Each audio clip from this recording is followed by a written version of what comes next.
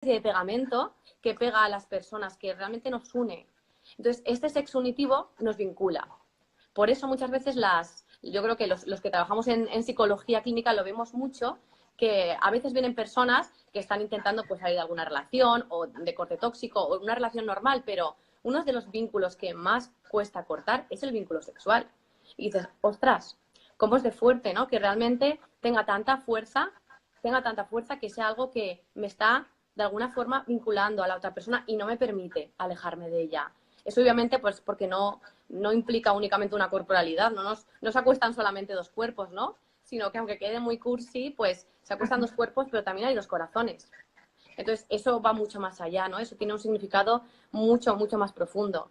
El sexo en la pareja, el sexo con amor, siempre respetuoso, no es ni un premio ni un castigo, que también a veces lo podemos convertir en el sexo como un premio o un castigo, va mucho más allá. Simplemente un momento de intimidad en el que la pareja decide encontrarse, ¿no? Para hacer un poco más fuerte su unión. Una frase que es clave, para mí desde luego me parece súper esclarecedora, es que el sexo enriquece el amor, pero es que el amor enriquece al sexo. Esto es bidireccional, ¿no? El sexo enriquece el amor y el amor enriquece al sexo. Luego he buscado varios estudios, si os interesa os lo dejo colgado, pero hay uno de ellos que me llamó mucho la atención, que hablaba que los jóvenes se sienten mucho más satisfechos en el sexo que encuentran en una pareja estable y comprometida que el que encuentran esporádicamente, aunque se pueda ser más a menudo, ¿no? Y dices, claro, realmente las personas no buscamos únicamente un placer, sino que buscamos al fin y al cabo pues sentirnos queridos, ¿no? Y sentirnos deseados por una persona en todo nuestro conjunto. Así que esta es la función del sexo y ojalá realmente nos la pudiéramos aplicar, ¿no? En cada una de nuestras relaciones. Sí. No, no, genial explicado, ¿eh? De verdad. No, de hecho ya alguien lo ha dicho, para qué bien te explicas. Es Estoy verdad, intentando ¿no? vocalizar, que no suelo hacerlo, ¿eh? Digo, vocaliza. Así que, A ver, es que, o sea, yo veo que es un tema que está muy, o sea, que como muy oculto, como que nadie se atreve a hablar de estas cosas claramente. Y dices, jo, es que es súper importante, efectivamente, que es que te toca a toda la persona. O sea, el sexo no puede sí, estar desligado a al resto de tu ser. O sea, es que es una parte fundamental. Eh, de hecho, sí que es verdad, o sea, esto es una pregunta, si es verdad que lo emocional afecta a lo sexual y sí, viceversa, ¿no? sí, sí. A ver, sí, rotundamente sí, pero sí, grande con mayúsculas y con subrayador. Sí, lo emocional afecta a lo sexual al 100%. De hecho, es un poco la premisa en la que se fundamenta todo este tema de la empatía sexual. Se fundamenta en eso, que la conexión emocional que tiene la pareja es en grandísima parte la que va a determinar el tipo de sexo que tengan. Luego hablaré de tipos de sexo en función de esta conexión emocional. Pero sí, la vinculación que tiene una pareja es la que determina en gran parte el tipo de sexo. Entonces, a ver, para entendernos, que si no son palabras muy así, que cuando me refiero a vinculación emocional, ¿a qué me estoy refiriendo? La vinculación emocional en una pareja, la vinculación afectiva, es como el nexo por el que están unidos, cómo es ese ganchito que nos une el uno al otro. Y eso se mide por cuestiones como me siento querido, me siento atendido, me siento cuidada, siento que me comprenden, siento que soy importante, me siento segura. El vínculo normalmente tiende más a la seguridad o a la inseguridad, dependiendo de yo cómo me sienta de gusto en mi pareja. Y eso también se ve cómo de cómodo o cómo de cómoda estoy en nuestra proximidad, cómo de cómodo o de cómoda me veo cuando estamos solos, cuando hablamos, cuando estamos en la cama. O sea, todo ese tipo de situaciones habla del vínculo afectivo que se ha establecido en la pareja. Y ese vínculo va a ser el que lleva a cabo un tipo de sexo u otro. Por eso, cuando hay un problema en la cama, atender únicamente a técnicas sexuales, pues se queda muy corto. O sea, pues sí, tú puedes leerte algún artículo de cosas eróticas o mirar el Kama Sutra. O sea como sea, eso se va a quedar muy corto. Normalmente cuando en la cama no nos entendemos, es porque fuera seguramente tampoco lo estamos haciendo. Entonces, aunque parezca que no tenga nada que ver, si hay un problema en la cama, hay que mirar fuera de ella. Hay que mirar qué nos pasa, qué nos une, si me siento inseguro o insegura en esta relación. Y a partir de ahí, poco a poco voy construyendo un camino hasta llegar a esa sexualidad que es la expresión de lo que yo llevo dentro. Tanto es así que muchas veces los roles que hay fuera de la cama son los mismos que se ven dentro de la cama, porque uno es más empático, porque otro es más comunicativo, porque otro es más cariñoso. Eso fuera de la cama lo vemos, seguramente dentro también.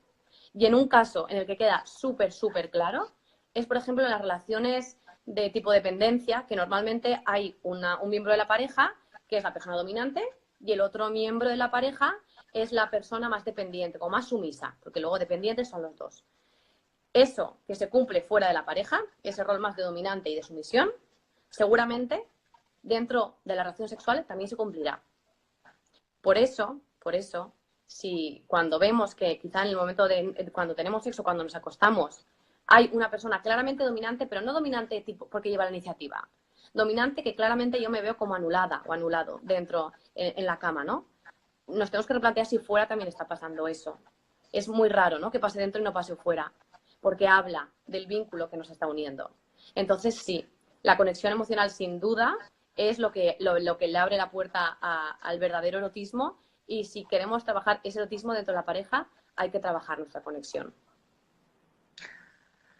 Qué interesante. O sea, yo fíjate, alguna vez había escuchado que había que cuidar el sexo, o sea, quiero decir, la cama, Sí, para cuidar también la relación. O sea, un poco, o sea, por lo que te he entendido, o sea, tú estás diciendo primero empezar por la parte de fuera y luego terminar ahí, sin ¿no? Eso duda, tiene más sin sentido, duda. o sea, Sin duda, sin duda. De hecho, mira, hay otro estudio, es que todo esto los tengo guardados, ya os colgaré, que hablaba de que cuando una pareja se encuentra en crisis, como que considera que está pasando por un mal momento, normalmente se refiere o hace referencia a que el sexo es una de las cosas que peor van. Estamos mal porque el sexo va mal. Eso cuando una pareja está sí, mal, ¿no? Ponen que como que el sexo fuera uno de los principales problemas. Sin embargo, cuando una pareja está bien, no suele nombrar el sexo como uno de sus pilares más importantes. Entonces dices, ostras, esto a mí me parece muy esclarecedor, ¿no? O sea, desde luego que el sexo es algo clave, por supuestísimo, y cuando la relación va bien, hay muchas cosas que van bien y el sexo va entre ellas, pero como todo, entra dentro de una rueda, dentro de una homeostasis donde el sexo no es lo más importante. Es importante, por supuesto, pero no es lo más. Entra dentro de una rueda de cosas que se van entrelazando y que hacen que yo me sienta mucho más a gusto. Sin embargo, desde el otro lado no vemos eso, ¿no? Y pensamos, es que está mal porque estamos mal porque el sexo va mal. Cuando realmente no es así, ¿no? Sino también uno de nuestros pilares más grandes sería el sexo cuando estamos bien, y es desde luego algo importante, ¿eh? Pero al menos cuando tú hablas de datos empíricos, no es sin duda lo más valorado. Se valoran cosas, muchas más cosas como la comunicación, como el reírnos juntos, como el pasar tiempo juntos, como la complicidad. Eso se valora mucho más. Pero es que todo eso son elementos que luego también se dan en el sexo. Entonces sí, creo que como tú decías, tenemos una visión normalmente al revés. De hecho, lo que decía antes, si te va mal en la cama, no trabajes aún la cama, trabájalo de fuera. Y ya llegará el momento, ¿no?, de trabajar el sexo realmente, de ir al grano. súper interesante. Bueno, de hecho, aquí están haciendo, ha habido una pregunta antes que te voy a decir, Sí. espera, entonces, dice, entonces, el hecho de que alguien quiera tener relaciones y otro no, ¿eso también es reflejo del exterior? Sí, a ver, el tema de las diferencias del deseo sexual, que está dentro de uno de los problemas más habituales. De hecho, haciendo la encuesta, cuando ponía lo del buzón de sugerencias, se repetían muchas cosas. Y una de ellas era las diferencias en el deseo sexual. Ojo con los prototipos, porque esto pasa tanto en parejas heterosexuales como homosexuales. Casi siempre hay una persona que tiene más deseo sexual que la otra. Entonces, es verdad que siendo normal, nos tenemos que plantear, uno, que podemos tener diferencias a nivel de deseo, que eso es lógico, pero también si eso se junta con cosas que se van anexando a esa diferencia de deseo. Vale, hay diferencias de deseo, pero ¿cómo lo tratamos? ¿Cómo nos manejamos? En base de esa diferencia de deseo sexual, yo me siento presionada, yo siento que tengo que acostarme con mi pareja para cumplir, yo siento que me pide mucho, mucho, pero que luego no es nada cariñoso, no es nada cariñosa. Entonces ya no es tanto ese problema en sí, sino que a raíz de eso se pueden desencadenar muchos más problemas que eso como que lo agravan, ¿no? Si lo demás está controlado, las diferencias a nivel de deseo sexual son mucho más llevaderas, porque los logramos entender y también empiezo a ver el lenguaje del otro, ¿no? Me siento más cómodo, más cómoda para acercarme y decir, ¿te apetece? O ya sabemos que no hay que preguntar, yo me acerco y depende de su reacción, pues empezamos a avanzar, ¿no? O sea, se queda una complicidad especial. Pero desde luego que como muchas otras cosas, no estamos siempre a la par, ¿no? A nivel de deseo. Desde luego que eso nos pasa en todos los aspectos de la relación. somos diferentes. Sí, eso es verdad. Y entonces, o sea, según lo que decías del tipo de conexión emocional, entonces hay distintos tipos de sexo. Sí, eso ¿O qué siempre, o tipos de sea, sexo hay? claro, dependiendo de la clasificación podemos establecer muchos tipos de sexo, pero esto viene en base a lo que estamos diciendo depende de la vinculación emocional, depende de cómo mi pareja y yo estemos unidos, depende de nuestro tipo de unión, más tirando a la seguridad o a la inseguridad, tenemos 3 tipos de sexos, ¿vale? El primero es el que se llama sexo impersonal, que bueno, es un sexo más corpóreo, ¿no? Más placentero, únicamente dirigido a como un desahogo instantáneo, ¿no? No tiene más. Como que somos 2 cuerpos que se acuestan, pero ya está, ¿no? No tengo en cuenta la parte emocional de la otra persona. En este sexo impersonal, obviamente es mucho más difícil sentirte satisfecha y sentirte satisfecho, porque aunque pueda ser un momento agradable, eso se nota, que como que no te están atendiendo en tu conjunto, ¿no? Y hasta cierto punto, pues podemos tener, incluso dentro de la pareja, y eso existe y es real, podemos tener la sensación de que nos están utilizando. O podemos tener la sensación de que nos están cosificando. No es que no me quiera, igual sí que me quiere y yo le quiero, pero quizá no hemos llegado a ese vínculo emocional que nos hace tener un sexo también emocional en la cama. Pasa muchas veces con personas que por lo que sea, normalmente por su experiencia, por la experiencia de vida que han tenido, son emocionalmente muy reservadas, muy herméticas, muy para adentro. Entonces, si yo soy una persona que emocionalmente estoy encerrada, seguramente no voy a poder conectar en la relación, en el día a día, pues tampoco voy a conectar en la cama. Porque no he logrado echar como esa cuerda, ¿no? Esa cuerda que me vincula realmente a la otra persona. Entonces muchas veces sucede que realmente quiero encontrarme con mi pareja en cuerpo y en corazón ahí en la cama, pero no consigo hacerlo porque no he superado esa barrera emocional, ¿no? Y desde luego que esto para la pareja, pues vamos, es algo que es muy tóxico y que muchas veces, pues al final acabamos abandonando, ¿no? Pues digo, cuando tenemos pocas relaciones, o lo que con nosotras consideramos pocas relaciones, hay que ver qué ha pasado antes, ¿no? Que me ha llegado a este punto. Y bueno, esto es el sexo más impersonal, ¿no? El peor, pero bueno, esto se Qué trabaja, no peor. pasa nada. Vamos a el término medio. Tenemos el sexo de consuelo. El sexo de...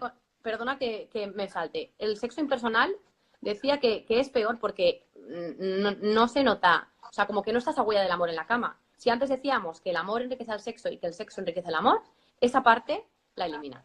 Entonces se queda como solamente la mitad, ¿no? De la función, del significado. No llega a ser tan unitivo. De hecho, puede separar. Bueno, después tenemos el sexo de consuelo. Ese me ha encantado. Lo he descubierto en un libro que se llama Abrázame fuerte, de Sue Johnson. Os lo recomiendo a todos. Y el sexo de consuelo es un sexo que va destinado a callar algún tipo de tensión, a aliviar algún tipo de tensión o algún tipo de ansiedad o algún tipo de inseguridad que yo tenga. Pongo ejemplos. Pues es el tipo de sexo, por ejemplo, que podemos tener algunas personas que nos sentimos incómodas con mi cuerpo. Me siento muy incómoda con mi cuerpo porque creo que no la traigo a mi pareja, por tanto, me tengo que acostar con él, con ella, para yo verificar que sigo siendo atractiva. Eso es un sexo de consuelo, porque lo hago únicamente para aliviar la tensión de esa incertidumbre que yo tengo, de esa inseguridad de no soy lo suficientemente sexy. O es el sexo que yo tengo cuando pues una persona muy segura, que tiendo a tener muchos celos y que el hecho de acostarme con mi pareja a mí me verifica que sigue conmigo, que es mío, por así decirlo, aunque vamos, eso no es así en absoluto, y que lo tengo de momento para mí, lo tengo ahí bien cogido, ¿no? Entonces el sexo se convierte, en ese caso, en una especie de compulsión que me alivia, porque sé que entonces esa persona sigue estando ahí para mí. El sexo de consuelo también lo podemos tener cuando tenemos la tensión de que ha pasado X tiempo y aún no nos hemos acostado. O sea, todos tenemos como ciertas cifras en nuestra cabeza, ¿no? Una vez a la semana, 2 veces a la semana, una vez al mes, es totalmente relativo. Si tenemos unas cifras que, por cierto, no las hay, es algo, vamos, muy relativo y muy personal, si yo no estoy cumpliendo con esa cifra, seguramente recurriré al sexo de consuelo. Porque es domingo, normalmente los fines de semana siempre cae uno, y como este no ha caído, nos tenemos que acostar el domingo, porque si no es como que no he hecho check. Y tengo miedo de que la otra persona se enfade o de que la otra persona no esté realmente satisfecha con esto, ¿no? Entonces, cuidado, porque el sexo de consuelo yo creo que todos lo podemos rozar algunas veces, ¿eh? Somos humanos y no pasa nada. Es imposible que siempre todo sea perfecto. Pero a mí ese sexo me da mucho que pensar porque todos muchas veces buscamos a veces aliviar alguna emoción, ¿no? La pena es que es un sexo en el que la emoción que más predomina es la ansiedad. Entonces no termina de ser del todo satisfactorio. Es la ansiedad por la ansiedad que me provoca esa incertidumbre pre-sexo, ¿no? Entonces, obviamente no llego a disfrutar del todo, ¿no? No hay una relajación, no hay un me dejo llevar, no hay una intimidad, sino que no busco ni siquiera, de hecho, quizá mi placer o el de la otra persona, sino que acallar un poco esos temores que yo tengo. Y esto también, en este caso, muchas veces sale la famosa frase odiosa de lo que el hombre no tiene en la relación lo busca fuera. El hombre y la mujer, pero tradicionalmente, como es algo que viene de tiempo atrás, se solía decir del hombre, ¿no? Hay a muchas mujeres que esta creencia les atormenta muchísimo. El que su pareja no se sienta satisfecha sexualmente y busquen fuera lo que no tienen dentro. Y eso lleva a muchísimo sexo de consuelo, porque es una manera de yo asegurarme que él está servido. Y dices, ostras, qué creencia, ¿no? Qué perspectiva de la relación, qué poca igualdad. Y sobre todo que qué poco respeto, ¿no? Y confianza. Y no, esto no quiero poner al hombre como si fuera el malo de la película en absoluto. Ahí el problema es de la pareja. Y realmente, ¿qué le pasa a ese vínculo? ¿Qué le pasa a ese vínculo emocional? ¿Cómo estamos conectados para que yo tenga esa creencia y realmente me afecte en el sexo que estoy teniendo contigo? Y bueno, luego tenemos, y solo una más, también es un sexo muy típico de parejas que están en crisis y saben que, o sea, están como intentando remontar, son conscientes de que tienen una crisis, quieren ir a mejor, entonces tiran mucho de sexo de consuelo porque se lo pueden tomar como parte de los deberes, ¿no? No es que estamos trabajando en la relación porque estamos mal y tenemos que potenciar el sexo. Se hace desde luego que con la mejor de las intenciones, ¿eh? Pero aspiremos a más, ¿no? Desde luego que en el sexo, y esto no es un mito real, que es mucho mejor la calidad que la cantidad. Entonces aspiremos a más, ¿no? Cuidado en este tipo de creencias. Y bueno, después ya, para terminar, tenemos el sexo sincrónico, que es el sexo, pues el ideal, ¿no? Que yo creo que todos buscamos, que es un sexo en el que, desde luego que están los dos cuerpos, hay una fusión de los dos cuerpos, pero también hay una fusión emocional, ¿no? Nos entregamos por completo, es un acto de donación real y este sí que es verdaderamente unitivo. Este es el pegamento de verdad, ¿no? Que nos está vinculando positivamente el uno al otro. Cuando una pareja se entiende fuera de la cama, como decíamos antes, seguramente se entenderá dentro. Y ahí se puede dar una sincronía. Nos vamos entendiendo, ¿no? Claro, para esto hay que hablar, para esto tengo que saber qué le gusta a la otra persona, para eso tenemos que tener mucho trato, ¿no? Para que exista esa complicidad de que nos vamos entendiendo de puedo más o menos intuir cuándo te apetece y cuándo no te apetece. Y si no te apetece me puedes decir que no pasa nada, porque existe esa complicidad, ¿no? Cuando una pareja tiene este tipo de sexo sincrónico, puedes pasar de un momento de muchísima ternura a un momento de sexo mucho más desenfrenado, ¿no? Mucho más apasionado. Y las dos personas se sienten cómodas.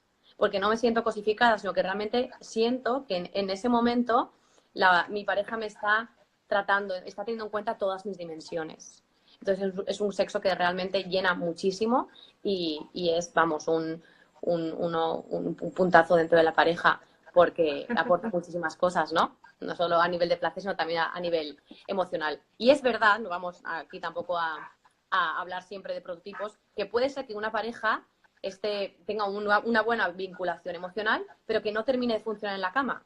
Ahí habría que atender a la problemática de cada caso, porque hay factores, por ejemplo, como el estrés o factores hormonales, o depende de la etapa de la vida, o porque yo estoy preocupada, la ansiedad, por ejemplo, son factores que también afectan. Entonces, quizá pues algo de eso está pasando y no nos estamos dando cuenta, ¿no? Entonces, si vemos que estamos bien fuera, pero dentro algo no termina de cuajar, vamos a intentar ver dónde está el problema, ¿no? Que seguro que encontramos algún elemento que nos puede estar afectando.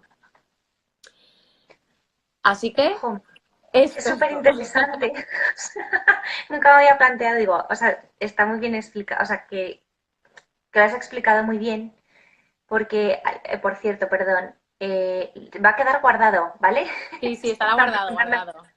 Todo el rato que sí, por favor, guardarlo, digo, a ver, está siendo súper Sí, interesante. 24 horas, ahí estará. 24 horas, exacto. Y de todas formas, si no, luego le podéis preguntar a Lucía todo lo que queráis. Exacto. Cuéntaselo a Lucía cuando quieras. Todo.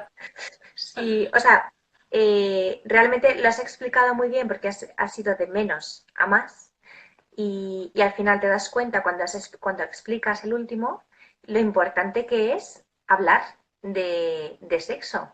Bueno, hablar de todo, ¿no? Pero de esto también, porque pues igual que hablas de otras cosas, hablas también, hay que hablar también de eso, ¿no? Por supuesto, sí. De hecho, la comunicación es una de las claves para que haya una buena sexualidad dentro de la pareja y, como tú dices, es hablar, hablar y hablar y hablar. Es verdad que no siempre necesitamos hablar, ¿no? Depende de la época, si estamos empezando, si estamos teniendo un problema, si ha habido cambios. O sea, no os preocupéis, no es tanto hablar siempre, sino hablar cuando vemos que hace falta, ¿no? Y que sea una comunicación de calidad.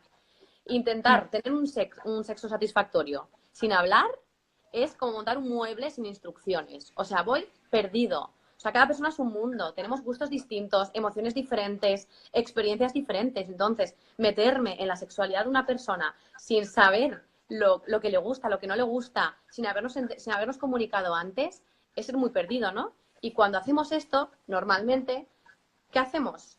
Pues acabamos haciendo lo que nos gusta a nosotros. Ahí es donde sale la típica frase de trata al otro como te gusta que a ti te traten, ¿no? Si no hablamos, si no nos comunicamos, podemos cometer ese error de tratar al otro como te gusta que a ti te traten. Pero resulta que, y más en la cama, se trata de tratar al otro como le gusta que a la otra persona le traten. Y para eso tengo que conocerlo. ¿Qué le gusta? ¿Qué no le gusta? ¿Qué le excita? ¿Qué le desagrada? Si tiene fantasías sexuales, cuál ha sido su mejor experiencia, su peor experiencia, si ha sufrido algún tipo de abuso alguna vez, que es algo muy habitual, que muchas veces dentro de la pareja no se habla y afecta de forma directa, ¿no? En la sexualidad y en el sexo que va a desarrollar dentro de su relación presente. Y sobre todo tener claro, yo creo que por tener una guía que como pareja a nivel sexual, cuáles son nuestros puntos fuertes y cuáles son nuestros puntos más débiles a trabajar, ¿no? Sabiendo eso, tendremos siempre como una especie de hoja de ruta, ¿no? Y sabremos que podemos ir siguiendo para ir creciendo como pareja a nivel sexual. También ocurre muchas veces que depende mucho de las experiencias que hemos tenido antes, ¿no? Así, mucho más guapa, ¿eh? Mírala. Ah, Así, es que genial, ya sí, que genial. casi no había luz. Fenomenal. Bueno, pues esto está diciendo que hay muchas personas que son como más principiantes, ¿no? En esto del sexo. Hay muchas personas que empiezan una vida en pareja sin prácticamente antes haber tenido relaciones. Claro, en este caso hay dos problemáticas o dos caminos. Una, el conocer a la otra persona. Pero dos, conocerme a mí mismo. Entonces aquí las expectativas tienen un papel fundamental. Porque no puedo pensar que de repente vamos a empezar una vida sexual que no habíamos tenido antes y va a ser todo súper fácil. O sea, el sexo no surge sin más, no se da, no nace. O sea, el sexo se va haciendo poco a poco. De hecho, por eso yo creo que sí que practicar sexo, ¿no? Porque es una cuestión de práctica. Hay que ir practicando, practicando y practicando hasta ir conociendo a la otra persona y también me voy conociendo a mí mismo, ¿no? También es un proceso muy bonito. Para los que son más principiantes, el vivir con tu pareja ese momento en el que nos vamos descubriendo, pues vamos, me parece un proceso maravilloso y muy bonito para vivir en pareja, ¿no? Entonces, si tenemos las expectativas realistas, sabemos que no es que vamos a empezar de repente aquí una novela X, ¿no? Sino que vamos a empezar un proceso de juntos descubrir una parte de nosotros y de la otra persona que antes no conocíamos. Entonces, sí, desde luego que es súper, súper importante comunicarnos y, sobre todo, establecer objetivos concretos, ¿no? Que no dejemos de saber cuáles son nuestros puntos fuertes y débiles para, a partir de ahí, poco a poco, ir guiándonos mejor. Genial.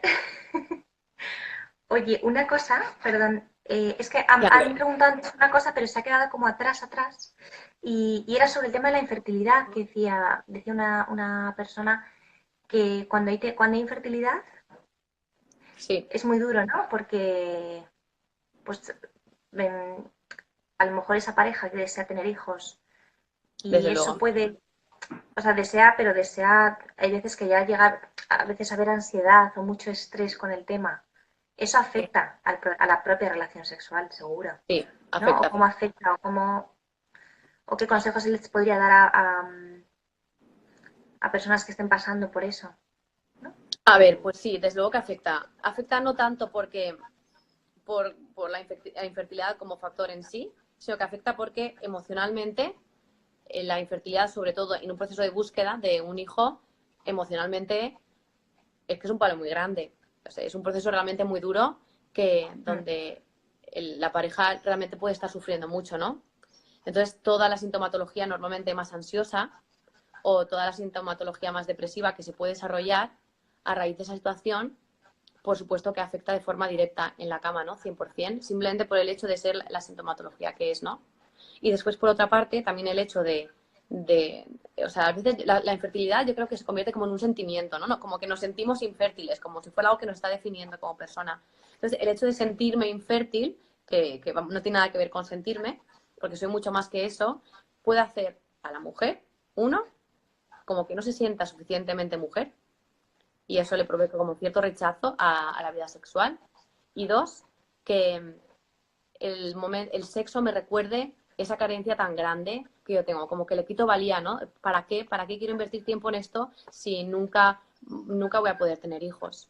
Entonces, como que nos comemos una parte importante del sexo, ¿no?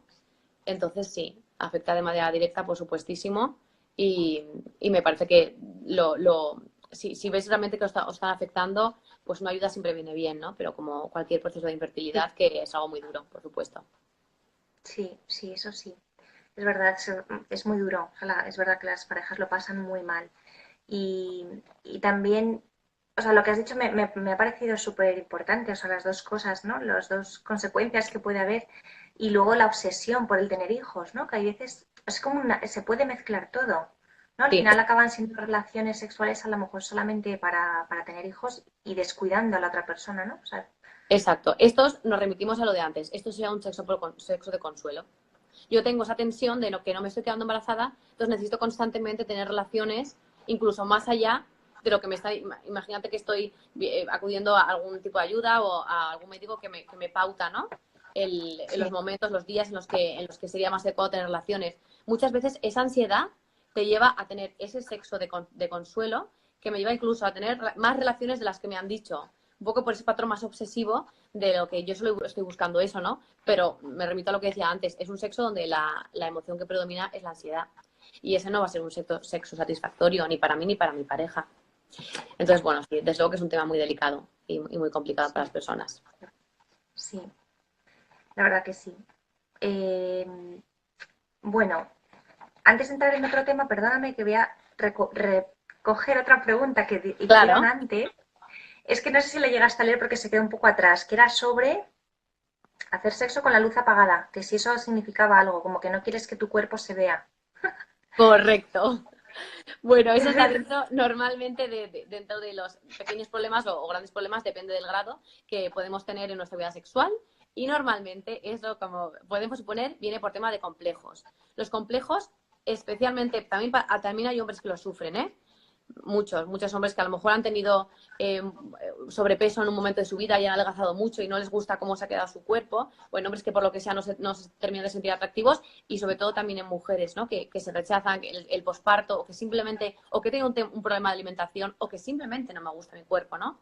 Esa autoimagen tan negativa de una misma afecta de manera directa en el sexo de la pareja, porque voy a sentir esa vergüenza. O sea, al fin y al cabo, no me siento deseable. No me siento deseable. Entonces, claro, eso lo voy a transmitir, ¿no? Aparte de que en mis relaciones seguramente irán marcadas por ese punto de ansiedad, el hecho de no sentirme deseable va a hacer que la relación sea mucho más artificial y mucho más insegura, ¿no? De hecho, con el tema de los complejos, cuando una persona va superando ese proceso, es muy bonito porque tú ves que un cuerpo que a lo mejor tú odias, otra persona lo desea, lo besa, lo toca, lo acaricia. Entonces, ese proceso de superar tus miedos a nivel sexual con tu pareja es tan bonito porque ves que algo que tú estás rechazando algo, otra persona lo está deseando. Le encanta, le excita, le gusta. Y es muy bonito, ¿no? Ver como algo que tú desprecias tanto, otra persona lo ama. Y desde luego que, vamos, que en pareja eso suele ocurrir, pero que se puede trabajar perfectamente, ¿no? Otra pregunta que no sé si luego sale, Sí, pues masturbación y relación sexual. y relación Luego sexual. sale. Sí, pero bueno, lo podemos meter, ya que estamos, no hay ningún problema. Pues a ver, mira, el tema de la masturbación es un tema que me ha costado encontrar bibliografía, porque me gusta todo apoyarlo en alguna base empírica, porque como podéis suponer, no se investiga mucho sobre esos temas, ¿no? Pero bueno, por la bibliografía que hay y sobre todo la experiencia clínica, lo que vemos en clínica, la masturbación suele ser un problema. Es el ¿no? Ahí también existen muchos mitos, como lo de que el hombre la todo por la asociación con la pornografía. Entonces, una cosa es la masturbación en sí, pero la mayoría de veces, sobre todo en el caso de los hombres, no se puede separar la masturbación de la pornografía. Y como hablasteis con Villena, pues en aquel directo, creo que también tratasteis temas de cómo afecta la sexualidad. La pornografía, el consumo de pornografía afecta de manera directa en el sexo que tú tengas con tu pareja, ¿no? Básicamente porque creas quizá un ideal o te acostumbras a ciertas cosas que luego en la realidad no te vas a encontrar, ¿no? Entonces te puede llevar realmente a no sentirte del todo atraído por tu pareja, al que busques un sexo mucho más impersonal, que es el primero que estamos diciendo, un sexo mucho más cosificado, porque es lo que se nos está transmitiendo, ¿no? La pornografía es más agresiva, es normalmente con un patrón, como hemos dicho antes, de sumisión. Puede ser que busque eso en mi pareja, o que no lo busque, pero no me satisfaga lo que tengo, porque me parece como muy light, ¿no? Comparado con los estímulos que estoy acostumbrado a recibir. Entonces, sobre todo el tema de la masturbación va por la unión a la pornografía. Y luego, respecto a las mujeres, no, muchas mujeres se masturban sin pornografía. Entonces, en esos casos, la mujer me parece peligroso porque la sexualidad de la mujer es mucho más compleja. Entonces, al final, nadie más que tú misma sabes lo que te gusta. Entonces, es muy fácil empezar a refugiarme en la masturbación porque yo sí que alcanzo lo que quiero, yo sí que hago lo que yo quiero, yo sí que me toco como a mí me gusta y no mi pareja, ¿no? Entonces, ese proceso de conocimiento mutuo y ese proceso de estamos los dos aquí en la cama para conocernos y para donarnos el uno al otro se va dejando de lado, ¿no? Entonces, desde luego que tanto la masturbación como la pornografía es algo muy peligroso. Y luego también puede afectar al deseo sexual, ¿no? Si hemos dicho que en todas las parejas, tanto heterosexuales como homosexuales, suele haber una de las dos personas que tenga más deseo sexual que la otra, el potenciar la masturbación puede hacer que esa diferencia crezca. Y eso se traduce en frustración, al fin y al cabo. Y la creencia, o bueno, la creencia, lo que se dice que los hombres necesitan masturbarse, que lo necesitan como una necesidad. ¿Eso? A ver, yo considero un mito, Qué ¿no? pregunta, ¿eh? Eso es una cuestión más de hábitos, ¿no? Está claro que pues cada persona puede tener un deseo sexual diferente y ahí interviene mucho, obviamente, la experiencia que tú hayas tenido, ¿no? Si tienes una historia de una experiencia de masturbación desde bien pequeño de una forma muy continua, obviamente vas a estar mucho más ligado a esa masturbación. Eso por supuestísimo. Pero una necesidad en sí, no, yo no diría que, vamos, creo que no se puede afirmar que la masturbación es una necesidad. Sí que tenemos ciertas necesidades sexuales, pero creo que con nuestra pareja, trabajando esa buena vinculación, pueden estar cubiertas, ¿no? Ahí también existen muchos mitos, como lo de que el hombre le apetece siempre. Me ha sorprendido porque, bueno, yo creo que hablando con las personas ya en su intimidad, te das cuenta de que muchas mujeres y muchos hombres sufren mucho por este mito, ¿no? Porque al hombre siempre le apetece. Como hombre, puedes, si tienes menos deseo sexual que tu pareja, puedes sentirte poco hombre. Y como mujer, puedes sentir que tu pareja es poco hombre y además que como que tú no estás haciendo lo que tienes que hacer, ¿no? Como que estás muy salida o como que no estás haciendo las cosas bien, porque no puede ser que yo tenga más ganas que mi pareja. Entonces, de verdad que eso compleja y eso hace mucho sufrir. Me sorprendió porque también en el buzón de sugerencias muchas mujeres escribían eso, ¿no? Que se sentían acomplejadas porque tenían más deseo sexual que su pareja. Y eso es habitual. No a todos los hombres les apetece siempre. O sea, quizá puedan tener una curva de excitación mucho más acelerada o muchos puedan tener más deseo sexual, pero ni mucho menos es una regla. Y no podemos hacer de eso una afirmación rotunda porque de verdad que puede afectar mucho, ¿no? A la visión del hombre que el hombre tenga de sí mismo y a la visión que la mujer tenga de su pareja y de ella misma, sin duda. ¿Y de la sensualidad? ¿Qué dirías? Porque esto es un temazo también, la sensualidad, ¿no? Pues mira, la Es... sexualidad me encanta en este tema, porque creo que la sensualidad es como la puerta, ¿no? A la sexualidad. Por eso habíamos puesto de título cómo afecta lo que pasa fuera de la cama adentro, ¿no? Yo siempre pienso y siempre digo que la sexualidad la puedes empezar a trabajar desde el momento en el que te levantas. ¿Y cómo la trabajas? Potenciando la sensualidad. La sensualidad, al final, es cualquier conducta que a nivel de pareja estimula los sentidos.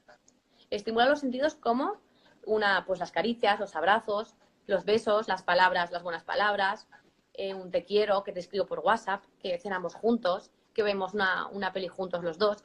Todo ese tipo de conductas que van estimulando nuestros sentidos para con mi pareja fomenta la sensualidad. Entonces, si desde que empezamos el día nosotros vamos fomentando esa sensualidad, es mucho más probable que cuando llegue el momento me apetezca tener sexo con mi pareja, ¿no? Una vez hablaba con una pareja que ella se quejaba de que a él siempre le apetecía y de que él se sentía como muy acusado por eso, ¿no?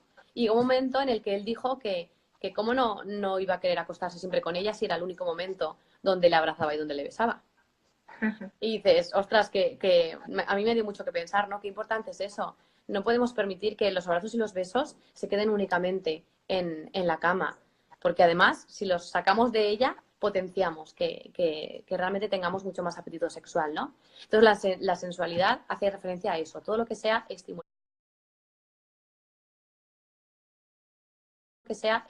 los sentidos para con mi pareja. Y el sentido estrella es el tacto.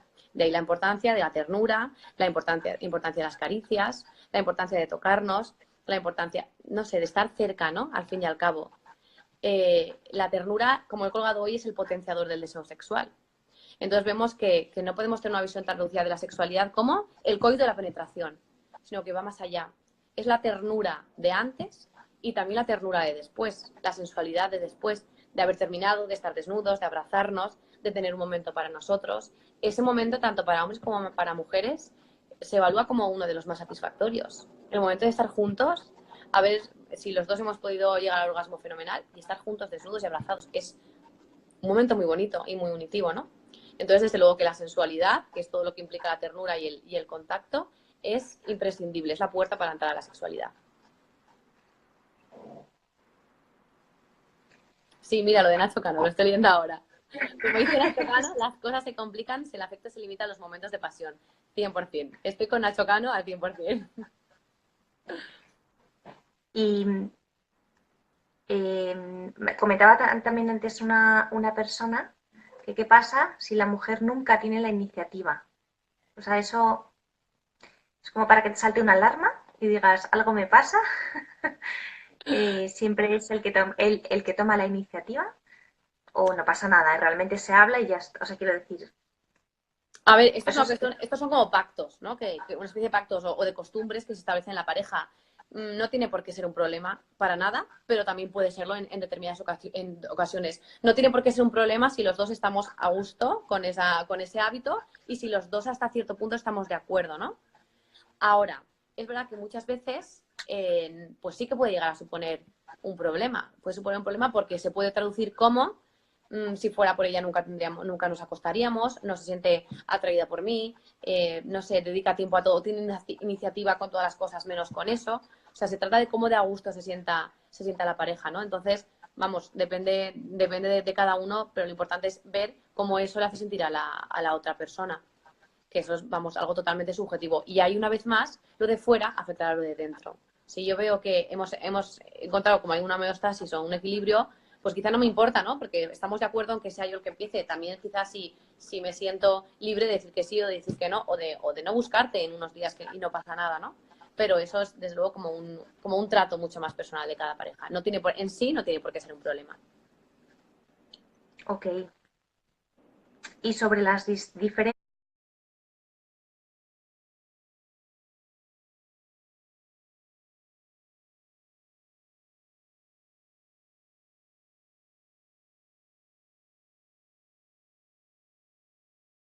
y sobre las diferencias sexuales hombre-mujer, que pues sabemos que diferencias hay. ¿Cuáles son Desde esas? luego, O sea, desde luego. Mm. las hay, ¿no? Las hay. Las hay, tanto que las Las hay hay, sí. muchas. Las hay, sí, totalmente. Pues mira, por hablar de diferencias, yo hablaría de diferencias especialmente atendiendo a tres aspectos. La excitación, el orgasmo y la intimidad emocional, ¿vale? Respecto a la excitación, bueno, yo creo que es algo que hemos podido experimentar. La excitación del hombre es mucho más rápida, aunque es verdad que sea más rápida, luego él puede tener otros problemas de eyaculación precoz, de problemas de erección, eso ya atender a cada caso, ¿no? Pero desde luego que en general su excitación es mucho más rápida, mucho más visual. A las mujeres nos cuesta más, somos como de activación mucho más lenta, ¿no? Y necesitamos de esa ternura de la que hablábamos antes para ir activándonos poco a poco. Las mujeres, y esto por favor hay que apuntárselo en mayúsculas y con subrayador amarillo, que los preliminares son la clave. O sea, esto es algo que yo creo que en la pareja nos tenemos que repetir una y otra vez. Sobre todo para la mujer, los preliminares son la clave. Cuanto más nos curremos los preliminares, compramos más papeletas para que esa mujer llegue al orgasmo. Entonces, eso es la clave de todo. Es verdad que hay parejas que han podido llegar a un punto que algo rápido, aquí te pillo, aquí te mato, pues pueden llegar a una conexión y que los dos puedan terminar a gusto y tal. Bien, pero para eso seguramente habrá que tener mucha práctica, ¿no? Lo que la regla de oro es que los preliminares son la estrella para las mujeres de la relación. Y es importante que las parejas esto lo sepan, ¿no? Y se esfuercen. Porque esto muchas veces implica tiempo.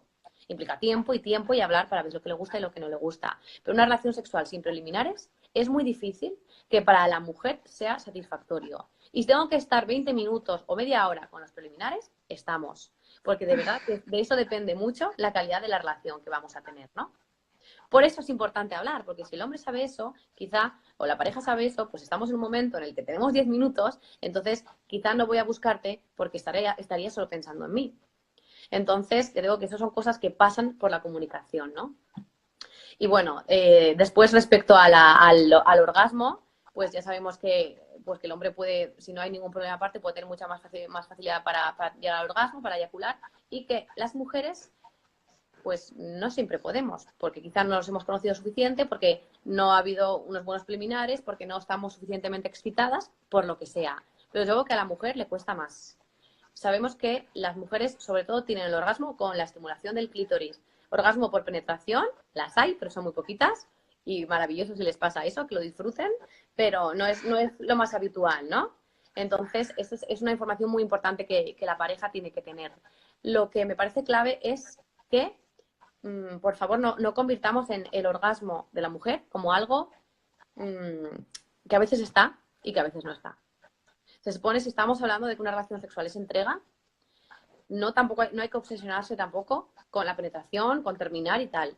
Porque a veces pues no terminamos y nos quedamos abrazados y ya está, ¿no? Pero el orgasmo de la mujer es tan importante como el del hombre. Y por desgracia muchas veces hay muchas mujeres que tienen muy pocos orgasmos o que no ha tenido ninguno nunca, o que el que ella tenga un orgasmo es algo que únicamente ocurre muy de vez en cuando tenemos mucho tiempo para hacerlo. Entonces, cuidado, creo que hay que ser muy delicados, ¿no? Con el orgasmo de las mujeres, porque como todo, cuanto más vamos practicando, pues decíamos lo de practicar sexo, mucho más control tenemos sobre ese orgasmo, ¿no? Y mucha más facilidad tenemos para que la pareja llegue también a ese orgasmo femenino, ¿no? Que es mucho más difícil. Luego también, respecto a las mujeres, llega un momento que me hace mucha gracia, porque se llama el momento de meseta, que es quizá después de los preliminares y tal, cuando empieza la penetración, pues llegamos a un momento de meseta, que es como de, esto para mí es placentero, estoy excitada, pero de repente dejo de subir y estoy establecida, ¿no? Entonces estoy en un estado de excitación, pero más constante. Tampoco estoy subiendo, que suele ser el momento de la penetración, y más cuando la penetración es muy dura, muy duradera. En este momento de meseta, como mujeres hay que tener cuidado porque muchas veces la atención se nos va. Y en la meseta es cuando empiezo a pensar cosas que no tienen nada que ver con el momento presente, es cuando empiezo a pensar cosas que tengo pendientes, es cuando empiezo a pensar la cantidad de tareas que tenemos, o es cuando empiezo a pensar si se me ha olvidado cerrar la puerta. Entonces, cuidado, porque en el sexo también es muy importante la atención, el estar presentes, el cuidar que el centro somos nosotros, es la pareja, ¿no? Es verdad que pues a veces es inevitable, se nos va la atención y luego volvemos y ya está, ¿no? Pero que seamos también especialmente delicadas con eso, ¿no? De estar presente, y nos merecemos no solo hacer disfrutar a la otra persona, que por supuesto, sino también estar nosotras presentes en ese momento, ¿no? De encuentro y de intimidad con nuestras parejas. Y luego, respecto a la intimidad emocional, esto también es algo que a mí me parece bastante esclarecedor, que es que yo creo que esto habla mucho de los problemas que podemos tener como pareja, que el hombre muchas veces a través del sexo encuentra una intimidad emocional, pero la mujer necesita intimidad emocional para llegar al sexo. Entonces, estas diferencias clave. Muchas veces el hombre necesita el sexo para llegar a la intimidad emocional, pero la mujer necesita la intimidad emocional para llegar al sexo. Por eso muchas veces, cuando discutimos, al hombre le apetece hacerlo después, porque es quizá una manera de como realmente llegar a un punto emocional bueno de que lo hemos solucionado y a las mujeres no, porque aún no se me ha olvidado eso que ha pasado, ¿no? Entonces, eso es una diferencia que muchas veces en unas parejas lo pueden notar más y otras parejas menos. Pero es una diferencia que tiene sentido. No es porque él siempre piense en sexo, sino que quizá es su manera de llegar a esa intimidad emocional que hemos perdido con la discusión de antes. Esto, no quiero decir esto para que, bueno, pues entonces me tengo que acostar con él y ya está, ¿no? O sea, ojo con el sexo de consuelo, ¿no? Pero sí que nos ayuda a entender cómo funciona. Y nos ayuda a entender que no es que siempre esté pensando en sexo, sino que quizá él, si después de una discusión nos acabamos acostando, él emocionalmente se siente mucho más satisfecho. Y yo creo que ya está. A nivel de diferencias, Estaba pensando. Una pregunta que ponen aquí, que si se le da importancia que el orgasmo sea al mismo tiempo, ¿es lo más deseable o no hay que obsesionarse? a ver, es como todo, es una cuestión de practicarlo.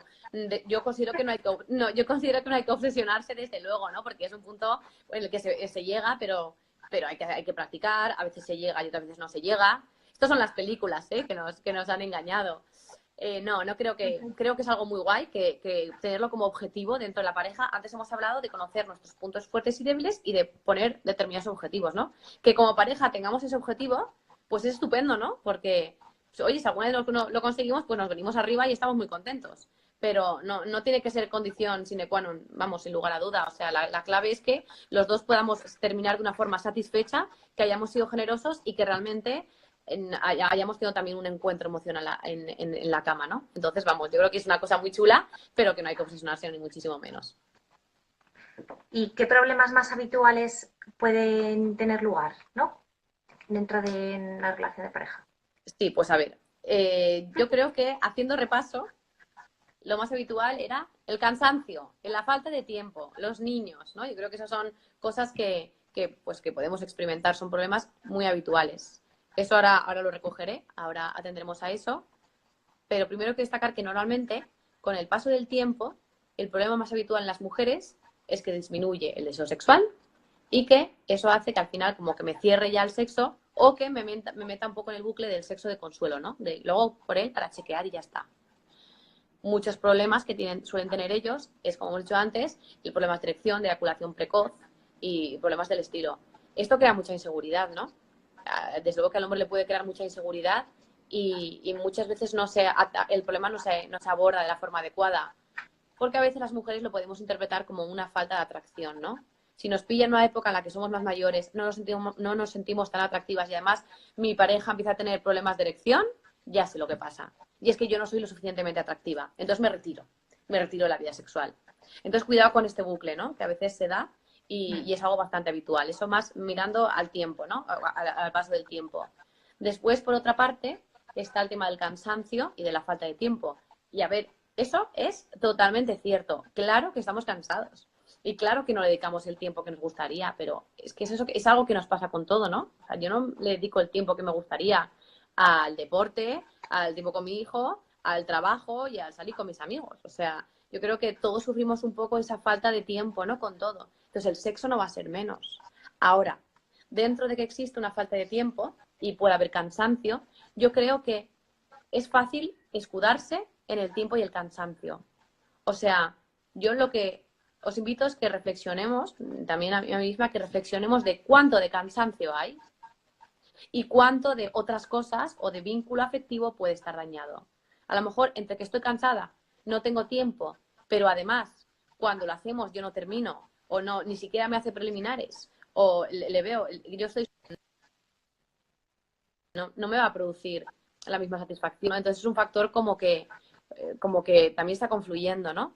Entonces sí, el cansancio y la falta de tiempo siempre están, pero muchas veces también se unen con otros elementos, ¿no? Y luego, por otra parte, dentro de esa falta de tiempo y dentro de ese cansancio, también es importante crear espacios que fomenten que llegue el momento del sexo. Si nos vamos a dormir siempre por separado, o si vemos una película hasta las 1000, o si el fin de semana siempre estamos por ahí y no hay ninguna noche en la que nos quedamos solos en casa, pues claramente tampoco estamos preparando esos espacios, ¿no? Entonces, igual no pasa nada, pero también es crear esos espacios para que donde facilitemos que podamos tener una unión, ¿no? Y después, pues más haciendo referencia a otros problemas, lo que ha dicho antes esta chica de los complejos, las inseguridades, eso a nivel físico afecta muchísimo. Muchas veces huimos del momento de sexo porque huimos estamos huyendo en realidad de nuestro propio sexo y porque no nos creemos que somos deseables para otras personas, ¿no? Y las expectativas de las que antes hablábamos, ¿no? Y más para los más principiantes, las expectativas tienen un papel muy importante y hay que entender que no nos metemos de repente en algo ya hecho, sino que empezamos a elaborar nuestra propia sexualidad como pareja. Así que luego también se juntan miedos, el no satisfacer a la otra persona, el quedarme embarazada, ¿no? También podemos tener ese miedo de quedarme embarazada, el miedo de que no le estará gustando lo que está haciendo, el miedo a proponer algo nuevo por si piensa que, no sé, que tengo unos deseos muy raros, pues también están ahí, ¿no? Esos miedos. Pero desde luego que cada uno de esos miedos con comunicación se pueden ir limando perfectamente. Guay. Oye, creo que quedan como 2 minutos, o sea, en cualquier momento me salta el aviso de que se acaba. Entonces, si quieres, para terminar, o sea, me está encantando, o sea, yo estaría aquí horas y horas hablando de esto. Eh, ¿Qué tips o qué consejos darías para fomentar esa empatía sexual? O sea, como resumen o como ya para cerrar. Pues a ver, repasando un poco todo lo que hemos visto ahora, pues como tips, pues bueno, hablar desde luego, comunicar, conocer a la otra persona, conocerte a ti mismo, pedir permiso. Cada pareja pide permiso para empezar una relación de una forma, con una caricia, con una pregunta, con un WhatsApp de esta noche nos quedamos en casa. Cada uno pedimos permiso de una forma, ¿no? Pero que exista ese lenguaje, esa comunicación, ¿no? Después que nos curremos los preliminares, por supuestísimo, y que también no solo conozcamos a la otra persona, sino que le ayudemos al otro a conocernos. Por ahí sí, por ahí no, esto me gusta, esto no, incluso dentro de la relación sexual, ¿no? Dentro del momento, si tenemos una buena confianza, no va a pasar nada porque pongamos una pequeña guía ahí, ¿no? De esto no, me apetece esto, me apetece lo otro. Entonces también así se lo vamos poniendo fácil, ¿no? Se lo vamos guiando. Crear espacios de intimidad, como estamos diciendo antes, el contacto durante el día, por favor, el tacto, la sensualidad, chicos, y por supuesto cuidar mucho, mucho, mucho el vínculo emocional, ¿no? Y el vínculo de lo que nos une como pareja. Genial. Pues nada, oye, Lucia, muchísimas gracias, de verdad. A ti, está De genial. verdad, me ha encantado, me ha gustado muchísimo Me alegro, y me va a estar alegro. colgado, va a estar colgado 24 horas, que lo avisaré y lo revisaré para por si alguien, que hubo varias personas que me escribieron diciéndome que no iban a poder estar, que por favor que lo guardara y no sé si. Nada, Así nada, ahí que, estará, así ahí que estará. sí, Muy pues bien, nada, no chicos. sé, a lo Nada, muchas mejor, gracias, no sé si Eva. alguien Está muy bien, ¿eh?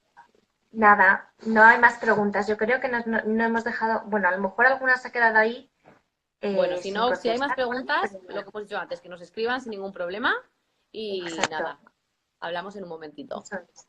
Genial. Bueno, mil gracias. Muy Mira, bien. ya está. Ya se corta, A ya ti, me dice Eva. que ya. Bueno, un besito grande.